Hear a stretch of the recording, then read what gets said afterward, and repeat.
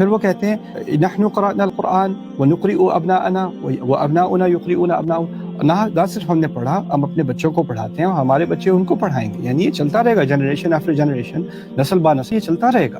तो ये कैसे हो सकता है कि इल्म गायब हो जाएगा? अवलैसा हाज़िहिल यहूदु वन्नसारा बिअयदीहिमुत तौरात वल इंजील ला यंतफ़िऊना मिन्हुमा मिन शै, क्या ये यहूद और नसारा नहीं है जिनके बिल्कुल सामने इनकी तौरात और इंजील है, उससे कोई फ़ायदा नहीं उठाते? इसके बारे में कमेंट करते हुए और उलमा ने कहा इन्नमा यक़्तसिरूना मा यतला अलैहिम ला यदरूना मा फ़ीहा, कि ये इस पर इक्तिफ़ा करते हैं ये लोग, यानी जो तनकीद की जा रही थी यहूद और नसारा की, कि उनमें से कई ऐसे थे कि जो तिलावत करते थे अपनी किताबों की और उनको पता ही नहीं था किस चीज़ की तिलावत हो रही है, क्या इन आवाज़ों का मफ़हूम क्या है।